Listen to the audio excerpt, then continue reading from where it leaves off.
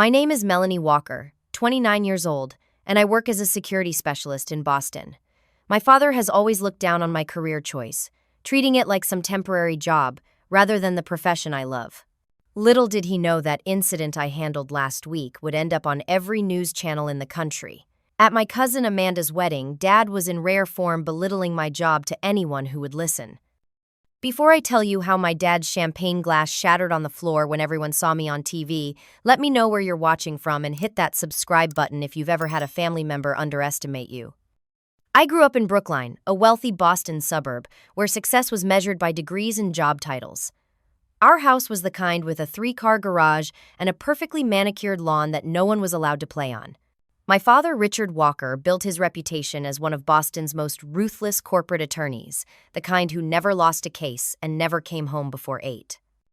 My mother, Dr. Elizabeth Walker, ran her own pediatric practice and somehow managed to make homemade cookies for bake sales while juggling patients and medical journals. Then there were my siblings, the golden children.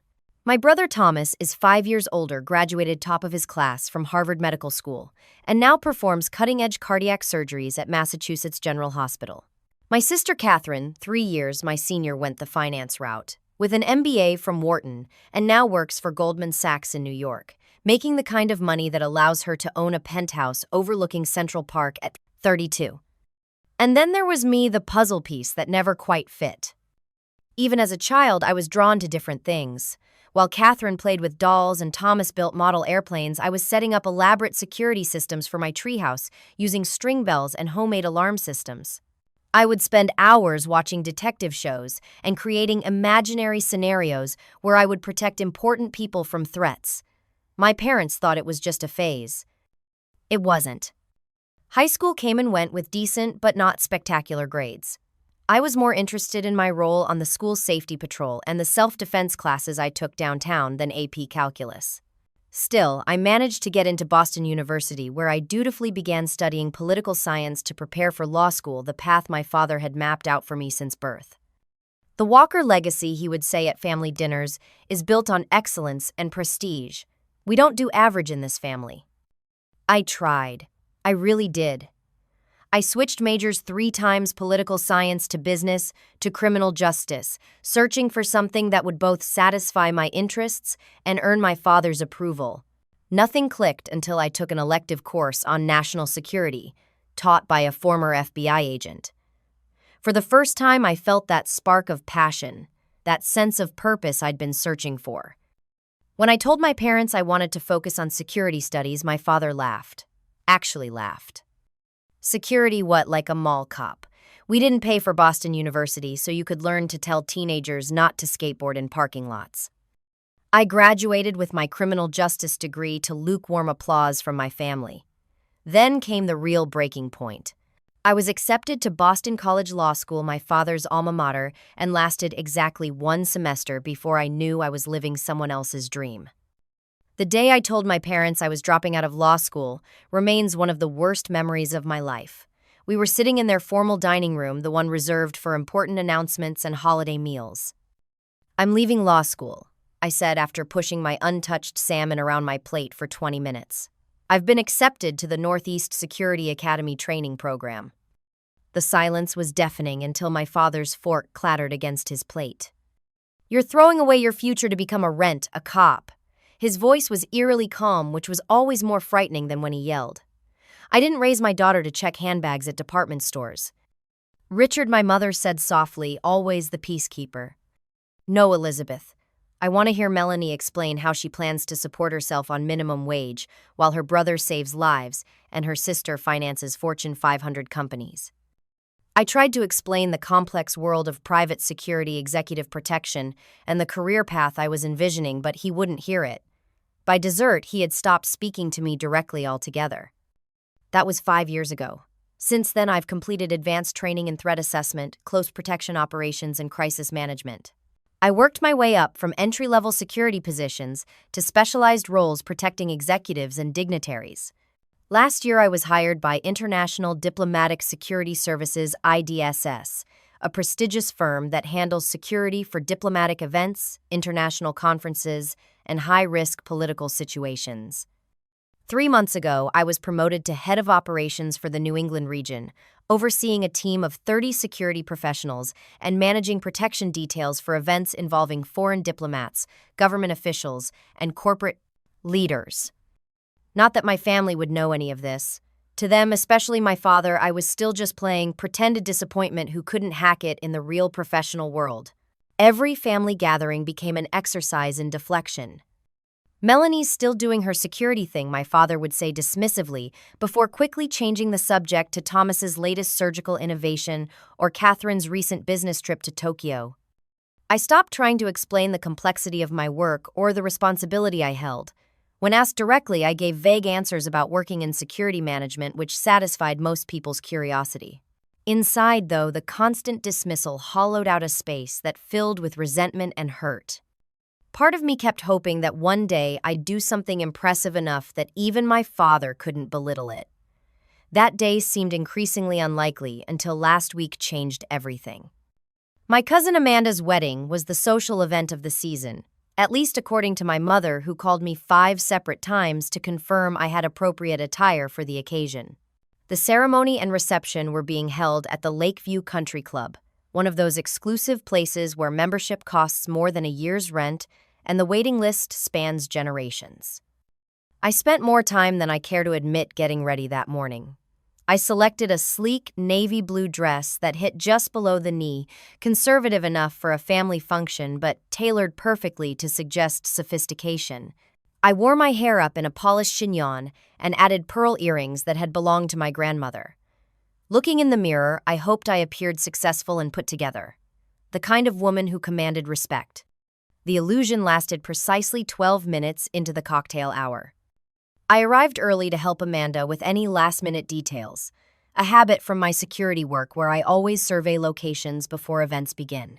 The ceremony went beautifully, and I managed to avoid my immediate family by sitting with my mother's cousins from Chicago, whom I barely knew, but who asked mercifully few questions about my career. At the reception, I initially felt a wave of relief when several family members greeted me warmly. My Aunt Patricia hugged me tight and told me I looked stunning. A few distant cousins caught me up on their lives without once bringing up my job. For a blissful half hour, I nursed a glass of champagne and thought perhaps this event wouldn't be the ordeal I had anticipated. Then my father spotted me from across the room. He was surrounded by his usual entourage, fellow attorneys, golf buddies, and business associates who laughed too loudly at his jokes and nodded seriously at his opinions. His silver hair was perfectly coiffed, his tuxedo undoubtedly custom-made, his presence commanding as always. When our eyes met, he gave a perfunctory smile and gestured for me to join the circle. A trap, but one I couldn't avoid without seeming petty. "Here she is," my father announced as I approached. "My youngest." Introductions went around the circle. A judge, 2 corporate executives, and a state senator. Impressive company, as my father intended. "And what do you do?" Melanie asked one of the executives, a woman with sharp eyes and a sharper smile. Before I could answer, my father jumped in with a dismissive wave of his hand. "She works as a security guard," he said, chuckling as though it was an inside joke, still figuring things out after the law school attempt. The circle nodded sympathetically. I felt my cheeks burning. "Actually, I'm the head of operations for International Diplomatic Security Services in New England," I said, forcing confidence into my voice. "We handle security for high-profile diplomatic events and international computer din, essentially making sure people don't go where they're not supposed to," my father interrupted, patting my shoulder in a way that managed to be both condescending and dismissive. "Very important work keeping the badge checkers organized." The group laughed politely, and I felt myself shrinking. The executive who had asked the question gave me a look that might have been sympathy or might have been secondhand embarrassment. Either way, it stung. "If you'll excuse me," I murmured, extracting myself from the circle before my composure cracked completely. For the next hour, I did what I do best, professionally remained vigilant, and avoided confrontation. I circulated through the reception, making brief conversation where necessary, but mostly staying on the periphery. Unfortunately, my father seemed determined to cross my path at every opportunity. At the dinner tables, I overheard him telling my great-uncle, "No, advanced degree. She checks bags and watches monitors, I believe, like at the airport but without the uniform." Later by the bar, mall security is a stepping stone, I'm sure. She's only 29, plenty of time to find a real career. And worst of all, to my mother's oldest friend. We had hoped for more, of course, but not everyone has Catherine's drive or Thomas's intellect. We love her all the same. By the time the main course was served, I had retreated to a table in the corner with the most distant relatives I could find. Second cousins from my mother's side who lived in Seattle and knew nothing of our family's internal decatabe. Politics. I picked at my salmon, always salmon at these events, and nodded absently as they discussed their children's soccer tournaments and recent kitchen renovation. I felt invisible. Worse than invisible, I felt like a disappointment, personified the living embodiment of untapped potential and wrong choices. Years of building my career, earning respect in my field, mastering complex security protocols. All of it reduced to she works, as a security guard in my father's dismissive tone. My phone vibrated in my clutch, a welcome distraction. It was a text from Javier, my second-in-command at IDSS. CNN running story tonight. They got clearance from feds. Heads up. My heart skipped. The diplomatic conference. The incident. It was going public. I glanced up at the nearest TV mounted above the country club's bar. It was showing golf highlights, but that could change any minute. Part of me wanted to leave immediately to avoid whatever was coming, but a stronger part, the part that had stood its ground in actual life-threatening situations, told me to stay put. The band started playing for the first dance, drawing everyone's attention to the dance floor, where Amanda and her new husband swayed in picture-perfect newlywed bliss. I used the distraction to check the news on my phone. There it was, the story was breaking. 3 days before the wedding, I had been overseeing security for the International Economic Cooperation Summit, a high-level diplomatic event hosted in Boston. The conference brought together finance ministers and economic advisors from 12 countries, including several nations with tense diplomatic relationships. My role as head of operations meant I was responsible for every aspect of security: threat assessment, personnel coordination, emergency protocols, and direct liaison with federal agencies providing additional support. IDSS had been planning this operation for months, and despite the diplomatic sensitivities involved, things had been running smoothly. Until Wednesday afternoon. I was monitoring operations from our command center, a converted conference room in the hotel basement filled with screens displaying camera feeds from throughout the building. Marcus, one of my best team members, was providing live updates through our communications system as he patrolled the service corridors on the conference level. All clear in West Service hallway, his voice came through my earpiece. Moving to kitchen access point for rotation check. Standard procedure routine updates that formed the backbone of effective security. I was reviewing the schedule for the evening banquet when Marcus's voice returned slightly different in tone. Head of Ops, I've got an individual in staff uniform accessing the electrical room near the East Service elevator, not on our clearance list. My attention snapped fully to his feed. Description: male, approximately 5'10", dark hair, hotel maintenance uniform. Has key access but moving with unusual caution. Something feels off. In security, instincts matter. Marcus had been military police before joining IDSS, and his instincts had proven reliable. Maintain visual no approach, I instructed, already pulling up the staff roster on my tablet. I'm checking authorization now. The hotel had provided us with a complete list of all maintenance personnel cleared to access restricted areas. I quickly scanned through the approved names and photos. Does he have a visible ID badge? I asked. Negative.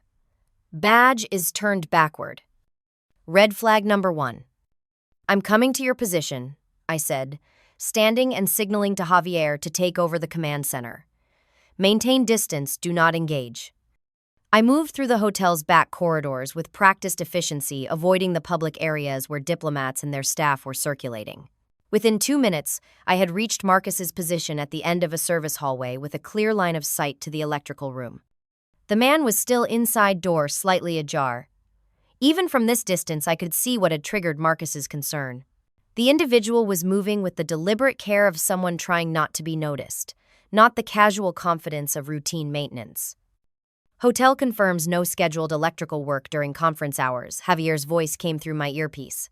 Security protocols specify all infrastructure maintenance must be cleared 24 hours in advance. Red flag number 2. I made a quick decision.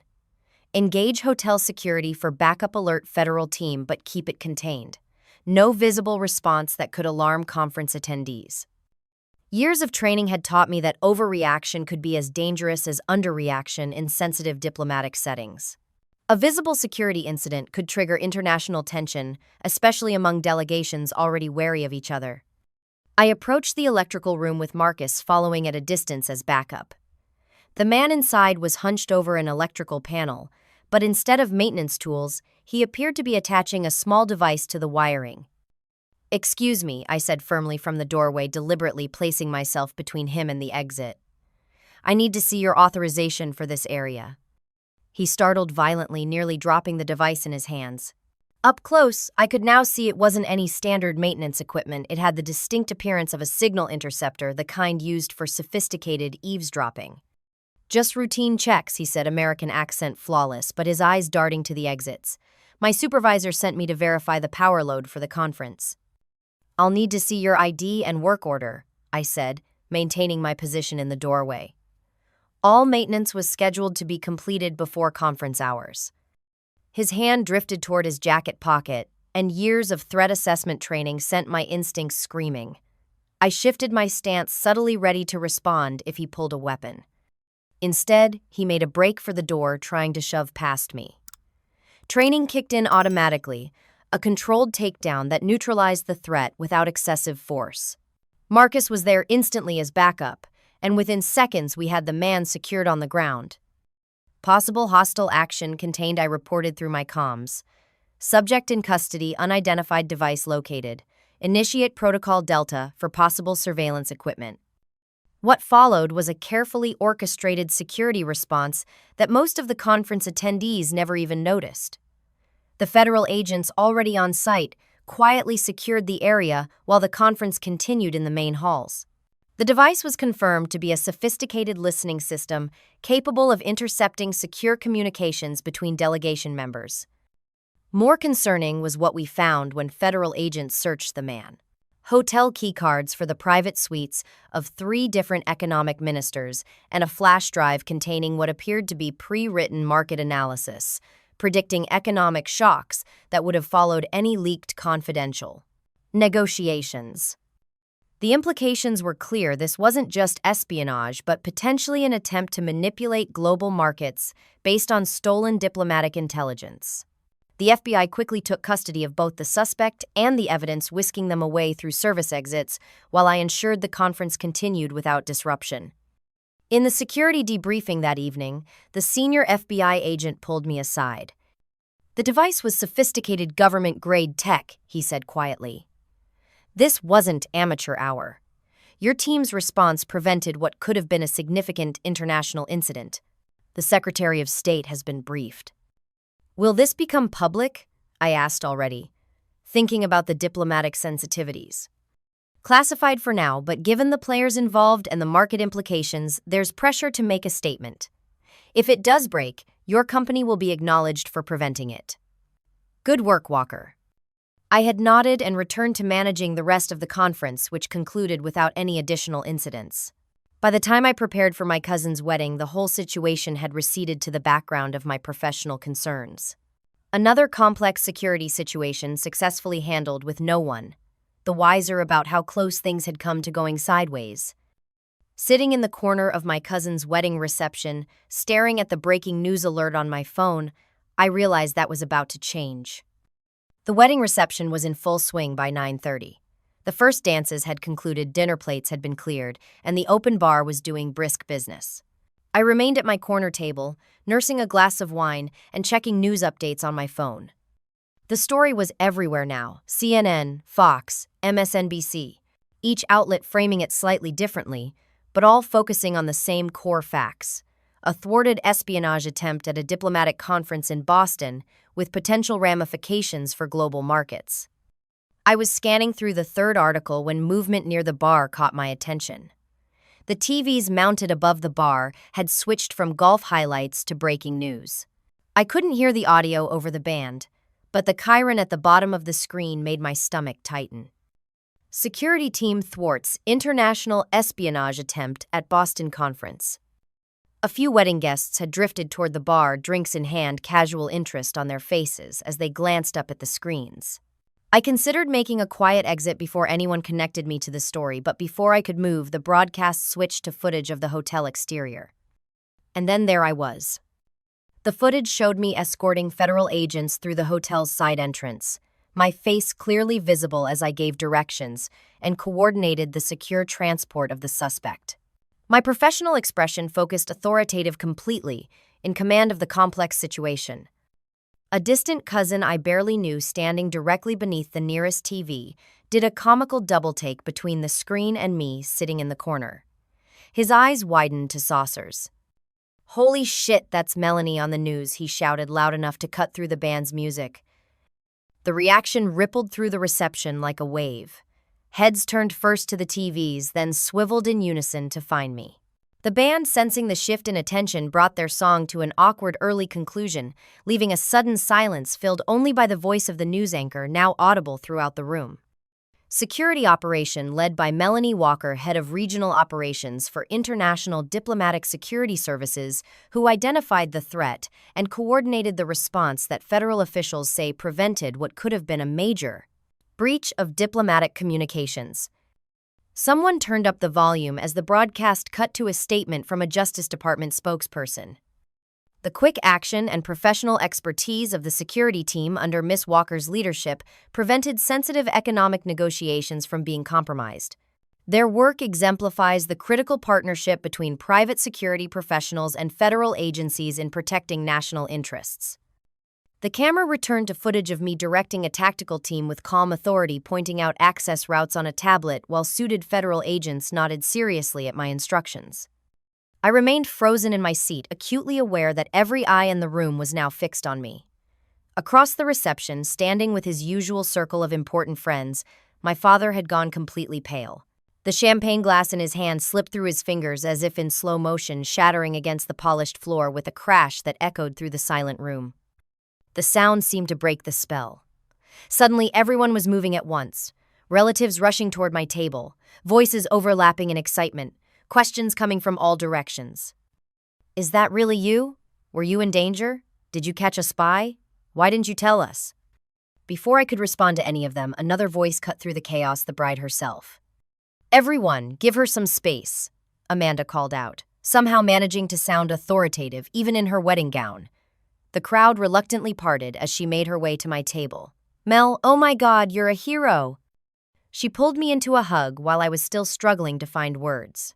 Over her shoulder, I could see my mother standing open-mouthed by the dessert table, my brother frozen with a fork halfway to his lips, and my sister frantically texting on her phone, probably updating her Wall Street colleagues that her security guard's sister was suddenly headline news. But it was my father who held my attention. He remained rooted to his spot, surrounded by the very people to whom he'd been belittling my career all evening. The shards of his champagne glass glittered around his polished shoes like the fragments of his shattered narrative about his disappointing youngest child. As Amanda released me from her hug, the questions began again, this time more specific. The news said, "You personally identified a foreign operative. Were you wearing a bulletproof vest under your clothes? Are you some kind of federal agent? Is that why you left law school?" I raised my hands to quiet the bombardment, falling back on the press statement we'd prepared in case the story broke. "I appreciate your interest, but many details remain classified," I said, my voice finding its professional cadence automatically. "What I can say is that my team identified a security concern and worked with federal partners to address it before any harm could occur. But you're in charge." This from Uncle Robert, who had never before shown the slightest interest in my life.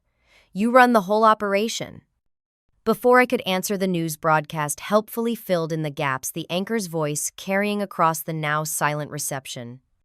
"Walker, who oversees security operations for diplomatic and high-risk corporate events across New England, has received commendations for her work from both federal agencies and international organizations. Sources tell CNN she is considered one of the top security specialists in her field." A murmur went through the crowd as this information sank in. I caught snippets of conversation. I thought Richard said she was a mall cop or something. Must make an absolute fortune in that position, probably has top secret clearance. Across the room, my father remained motionless, his expression unreadable. Our eyes locked for a long moment before he finally moved, setting down his empty champagne glass and making his way slowly toward me through the crowd. The crowd parted as my father approached, conversations dropping to whispers. He moved with the deliberate pace of a man choosing each step carefully, his expression still a mask of composure despite the shock I had seen flash across his face moments earlier. "Melanie," he said when he reached me, voice steady, but lacking its usual authoritative resonance. "I think we should talk privately." It wasn't a request so much as a familiar directive, the kind I'd been following all my life. But something had shifted fundamentally in the room and in me. "Actually, Dad, I'm catching up with Amanda right now," I said, surprising myself with my calm refusal. "Perhaps later." A flicker of disbelief crossed his face. This wasn't how our script usually played out. Before he could respond, Amanda linked her arm through mine. "Sorry, Uncle Richard, bride privileges," she said cheerfully. "I'm stealing my heroic cousin for a few minutes." She guided me toward the terrace doors, away from the curious crowd and my father's stunned expression. Outside, the summer evening was warm, the garden lights illuminating the manicured grounds of the country club. We found a quiet corner by a stone balustrade overlooking the golf course. "You have no idea how perfectly timed that was," Amanda said, her wedding dress rustling as she leaned against the stone railing. "I've been watching Uncle Richard dismiss your job all night." The look on his face when that champagne glass dropped was better than any wedding present. I laughed despite myself. "Not exactly how I planned to liven up your reception." "Are you kidding? This is amazing. Everyone's going to remember my wedding as the one where we discovered my cousin is basically Jason Bourne in heels." We shared a moment of genuine laughter before she squeezed my hand. I should get back before my new husband thinks I've abandoned him for international espionage. But Mel, I'm really proud of you. After she left, I took a moment alone on the terrace, breathing in the night air and processing the surreal turn the evening had taken. The glass doors behind me opened again, and I didn't need to turn to know who had followed me out. "Melanie," my father's voice. I turned to face him. In the garden lighting, he looked older somehow, the confidence that normally radiated from him dimmed. "That was quite a revelation inside," he said, attempting a casual tone that didn't quite land. I waited, saying nothing. "You've apparently been underselling your position in our conversations," he continued, when I didn't fill the silence. "Head of regional operations sounds quite significant." "It is," I replied simply. He cleared his throat. "Well, congratulations on the promotion. You might have mentioned it at Easter dinner." "I did, Dad. You changed the subject to Thomas's new surgical technique." A flash of defensiveness crossed his face. "I hardly think that's fair. I've always taken an interest in all my children's careers." The statement was so patently false that I couldn't help the short laugh that escaped me. "Really, let's review tonight alone. You told Judge Harrington I work as a security guard.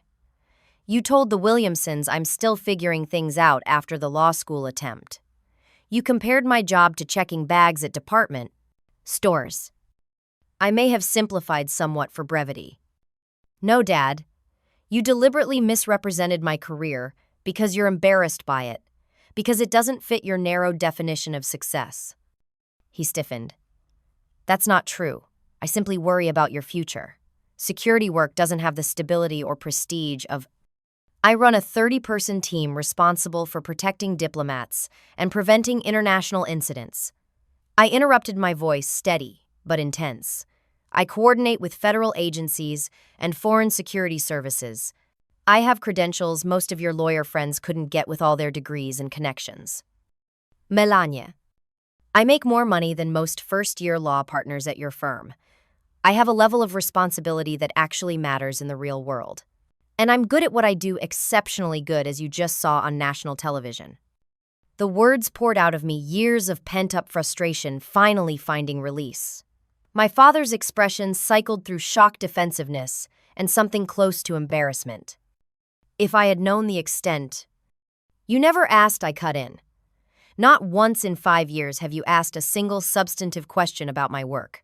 You decided law school was the only acceptable path, and when I chose differently, You wrote off my entire career as some kind of extended rebellion. He shifted uncomfortably. Perhaps I've been short-sighted. Perhaps I laughed without humor. Dad, you just spent an entire wedding reception belittling my profession to anyone who would listen, only to watch those same people discover that I'm actually a respected professional who just prevented an international security incident. I'm not sure short-sighted covers it. He straightened his tie, falling back on old habits. Well, now that I understand the situation better, I can certainly help you leverage this visibility. Judge Harrington's son runs a corporate security division at Goldman. With my connection and your recent publicity, we could explore opportunities that would better utilize your talents. And there it was, the inability to simply acknowledge he was wrong, the immediate pivot to controlling the narrative to inserting himself into my success.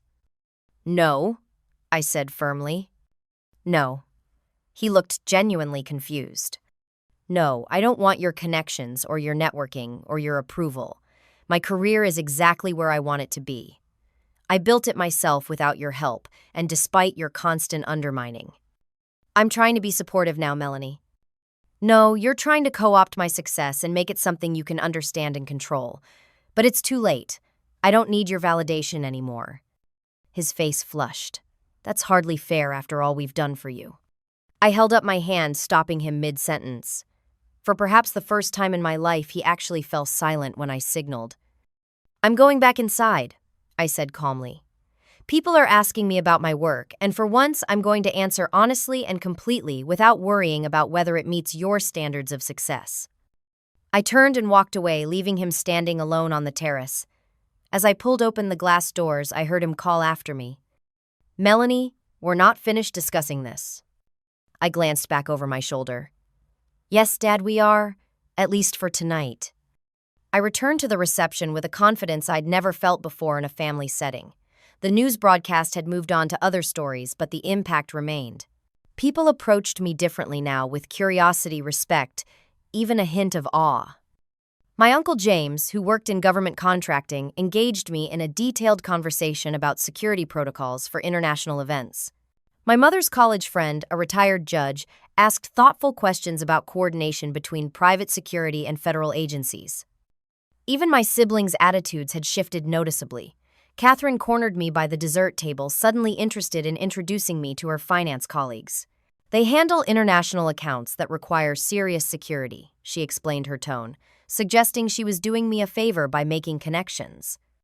Thanks, but my client roster is actually full right now, I replied pleasantly. We're quite selective about new contracts. The look of surprise on her face was almost comical.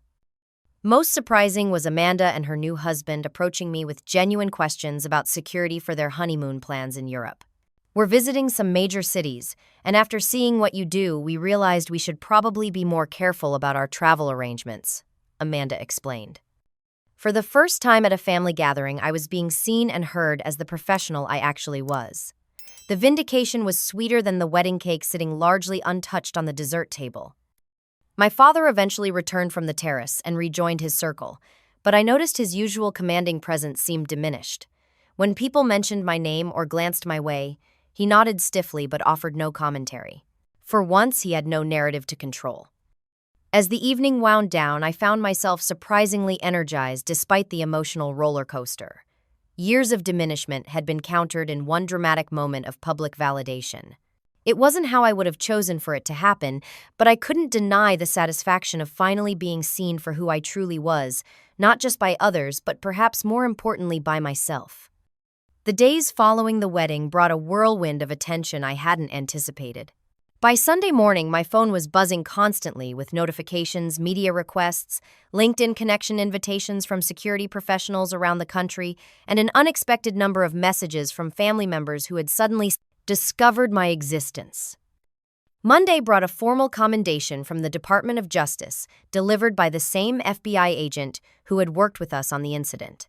The secretary wanted you to have this personally, he explained, handing me an official envelope in our company's conference room. What your team prevented could have had serious diplomatic and economic repercussions. Javier whistled low when I opened the letter. Not bad, boss. Not bad at all. By Tuesday, I had received calls from 3 major security firms with offers that would have doubled my salary. The CEO of IDSS called to personally congratulate me and mention a potential expansion of my role to include international operations. Your handling of both the incident and the media attention has been exemplary, she said. We're considering establishing a diplomatic security division specifically under your leadership. The professional validation was gratifying, but it was the personal aftermath that proved more complicated and ultimately more meaningful. My mother called Wednesday morning, her voice uncharacteristically hesitant. "Melanie, I owe you an apology," she said after an awkward exchange of pleasantries. "I saw the news reports. I had no idea." "No idea what, Mom?" I prompted when she trailed off. "How significant your position is, the responsibility you carry." She paused. "And I'm sorry I never stood up for you when your father dismissed your career. I should have asked more questions, shown more interest." Her words loosened something tight in my chest. "Thank you for saying that. I was so focused on what your father wanted for you that I never considered what you might want for yourself. And clearly you found something you excel at." We talked for nearly an hour, perhaps the longest, most genuine conversation we'd had since I left law school. She asked real questions about my work, my training, even my apartment and friends. For once, she seemed interested in knowing me as I actually was, not as she wished I would be. Thomas called next, his surgeon's precision, evident even in his apology. "I made incorrect assumptions about your career trajectory, based on incomplete information," he said, which was about as close to "I'm sorry" as my brother ever got. But he followed it with genuine questions about my security work, making connections to hospital security protocols he dealt with daily. Catherine took longer, but eventually sent a text that read simply, "Turns out my little sister is a badass. Lunch when I'm in Boston next week." It wasn't an apology, but from Catherine, it was practically a declaration of respect. My father maintained radio silence. 2 weeks after the wedding, I signed a lease on a new apartment in Boston's Back Bay neighborhood, a significant upgrade from my previous place in Somerville with floor-to-ceiling windows and a view of the Charles River. The space reflected both my professional success and my growing personal confidence, with room for the things that mattered to me. A home office for the increasing strategic planning. My expanded role required space for the kickboxing, equipment that kept me centered, bookshelves for my collection of security analysis and international relations texts. As I unpacked books in my new living room, my phone rang with my father's ringtone. After 4 rings, I let it go to voicemail. Another call came 10 minutes later. Again, I let it ring through. The 3rd time, I finally answered. "Melanie Walker," I said, using my professional greeting deliberately. "Melanie, it's your father." His voice had an unfamiliar hesitancy. "Do you have a moment to talk?" "I'm in the middle of unpacking my new apartment," I replied, neither accepting nor rejecting his overture. "New apartment. You've moved." "Yes. Back Bay. My company provided a housing allowance with my expanded role." A pause. "I see. That's impressive. Back Bay is a desirable location."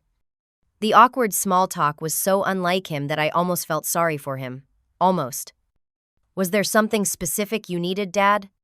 He cleared his throat. "Your mother mentioned you've received some recognition for your work. A commendation of some kind." "From the Department of Justice, yes." "That's significant." I waited, saying nothing. "I thought perhaps we might have dinner," he said finally, "to discuss recent developments." The old me would have jumped at this olive branch, eager for any sign of his approval, but I found myself surprisingly ambivalent about the prospect. "I'm actually quite busy with the transition to my new role," I said. "Perhaps in a few weeks." His surprise was palpable even through the phone. "Of course. You'll let me know when your schedule allows." "I will," I said with no particular commitment in my tone. As I ended the call, I realized something fundamental had changed. For the first time, I wasn't desperately seeking his approval or dreading his judgment. His opinion of me and my choices had shrunk to a manageable size, important as my father, but no longer the defining measure of my worth. In the months that followed, my professional life flourished in ways I had always known were possible but had struggled to communicate to my family. I established IDSS's new diplomatic security division, recruited specialists from across the industry, and implemented training protocols that became standards in our field. I was invited to speak at security conferences, consulted on federal protection protocols, and featured in an industry magazine as one of the rising leaders in specialized security operations. My team successfully managed protection for visiting dignitaries, international conferences, and high-risk corporate events across the Northeast. But more important than the professional success was the personal growth that came with finally stepping fully into my own identity. I no longer minimized my accomplishments in family settings or braced for dismissal when describing my work. I set boundaries with toxic family dynamics, declining invitations that felt obligatory rather than genuine. I reconnected with supportive extended family members. Amanda and I became much closer, meeting for monthly brunches where she never once suggested I should be doing something different with my life. I built friendships with colleagues who understood and respected my work without explanation or justification. For the first time, I moved through professional and social settings with my full voice, neither apologizing for my choices nor defending them against imagined criticism. It was I realized how my siblings had always navigated the world with the innate confidence that comes from familial validation. I had finally found that validation in myself. 6 months after the wedding incident, my parents invited the family for Thanksgiving dinner. I approached the familiar house with none of my usual dreads secure enough in myself to face whatever dynamics might unfold. The gathering was smaller than usual. Just my parents, Thomas with his wife and 2 children, Catherine flying in from New York, and me. The formal dining room was set with the traditional Thanksgiving china autumn-themed centerpieces arranged precisely as they had been every year of my childhood. Some things never changed, but some things had. My mother greeted me with a warmer, more lingering hug than her usual perfunctory embrace. Catherine immediately launched into questions about a diplomatic security conference I'd recently attended in Washington. Thomas's wife asked if I would talk to their 10-year-old daughter about women in security roles for her school project on non-traditional careers. My father was quieter than usual, observing these interactions from his position at the head of the table. When he finally spoke directly to me, his approach was noticeably different. "Melanie, I read about your company's expanded operations in the Boston Business Journal," he said as we settled into our seats. "The article mentioned you've been appointed to a national advisory committee." The question was genuine without the dismissive undertone that had been standard in our previous interactions. "Yes," I confirmed, "the National Security Industry Advisory Board. We provide input on evolving security needs and public-private coordination." He nodded thoughtfully. "That's significant recognition. Government appointments usually require substantial vetting." "They do," I agreed, simply neither elaborating nor downplaying. "Your sister tells me you've been traveling quite a bit for work," he continued, making an effort I couldn't recall him making before. "Europe, was it?" "London and Brussels last month," I said, "coordinating security protocols for an international economic summit similar to the Boston event." His expression showed genuine interest rather than the polite mask I was accustomed to. "How do European security standards compare to ours? I imagine there must be significant differences in approach." The question was specific, thoughtful, the kind of question one professional might ask another. I found myself explaining the nuances of international security cooperation differences in threat assessment methodologies and the challenges of multi-agency coordination across borders. To my surprise, he asked follow-up questions that demonstrated actual engagement with the subject. When Thomas tried to change the topic to hospital administration politics, my father held up a hand. "Just a moment, Thomas. Melanie was explaining something important about jurisdictional challenges in international operations." I caught my mother's startled glance and Catherine's raised eyebrows. This was new territory indeed. After dinner, as everyone moved to the living room for coffee, my father gestured toward his study. "Melanie, do you have a moment?" The study had always been his domain, the place where important family decisions were announced, where career advice was dispensed, where disappointment was expressed in measured tones. I followed him in with a lifetime of conditioned wariness. He closed the door and moved not to his imposing desk chair but to the 2 leather armchairs by the window, indicating I should take one. Another departure from our usual script. "I owe you an apology," he said without preamble. A significant one. I waited, neither helping him through the moment nor shutting it down. For years, I've fundamentally misunderstood and misrepresented your career, he continued. That was unfair and frankly disrespectful of the professional you've become. Yes, it was, I agreed quietly. He nodded, accepting this without defensiveness. I had a very specific vision of success for my children. Thomas followed it exactly. Catherine adapted it to her own interests, but still within parameters I recognized. You chose something entirely outside my frame of reference. And that made you uncomfortable, I observed. It did, he admitted. I didn't understand what you were building, and rather than educate myself, I diminished it. That was wrong of me. The acknowledgement hung in the air between us, perhaps the first time I could remember my father admitting he was wrong about anything substantial. I'm trying to understand now, he continued. I've been reading about your industry, speaking with colleagues who have connections to security operations. I'm not going to pretend to be an expert, but I want you to know I'm making an effort. I appreciate that, I said, and found that I genuinely did. He leaned forward slightly. I've always wanted my children to be exceptional. What I failed to recognize is that you are exceptional, just not in the way I narrowly defined. The words landed with unexpected weight. All my life I had sought this validation from him, and now that it had arrived, I discovered I no longer needed it quite as desperately as I once had. Still, it mattered. Thank you for saying that, I said simply. I'm proud of you, Melanie, he said, the words coming, with what appeared to be both difficulty and sincerity. I should have said that long before a news broadcast forced me to see what was right in front of me. We talked for another hour, perhaps the longest, most honest conversation we'd ever had. He asked about my career path, my goals, the challenges I faced. I shared both the difficulties and rewards of my work without diminishing either. He listened more than he spoke, another first in our relationship. When we finally rejoined the family in the living room, something had shifted between us. Not a complete transformation. Decades of patterns don't disappear in a single conversation, but a new foundation of mutual respect from which something healthier might grow. 3 weeks later, I attended a charity gala where my father was being honored for his pro bono legal work. During the reception, I found myself standing with him as the dean of his law school approached. Richard, wonderful to see you, the dean said, shaking my father's hand before turning to me. And is this your daughter, the lawyer following in your footsteps? In the past, this would have been the moment my father clarified with barely concealed disappointment that I had left law school, diminishing whatever I did instead. Instead, he placed a hand lightly on my shoulder and said, Dean Williams, this is my daughter, Melanie Walker. She's the Director of Diplomatic Security Operations for IDSS and serves on the National Security Industry Advisory Board. She recently prevented an international security incident that made national news. The pride in his voice was unmistakable, as was the accuracy of his description of my role. The dean looked suitably impressed, and I felt a warmth that had nothing to do with the crowded room. Diplomatic security, the dean repeated, clearly reassessing me. That must be fascinating work. It is, I replied confidently. Every day presents new challenges and opportunities to make a meaningful difference.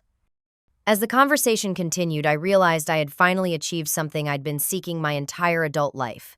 Not just my father's approval, which had once seemed so crucial, but something far more valuable, the confidence to define success on my own terms. The public validation from that wedding night had forced my family to see me differently, but the real victory was in finally seeing myself clearly as capable, valuable, and successful by any meaningful measure. I no longer needed external validation to know my worth, but after years of dismissal, there was a sweet satisfaction in finally being seen. Have you ever had someone underestimate you until a moment came when they couldn't ignore your success anymore? Tell me about it in the comments. And if you found something meaningful in my story, please hit that like button and subscribe to hear more real-life experiences. Remember, sometimes being underestimated is your greatest advantage. It gives you the space to build something remarkable while no one's watching. Thank you for listening to my story today.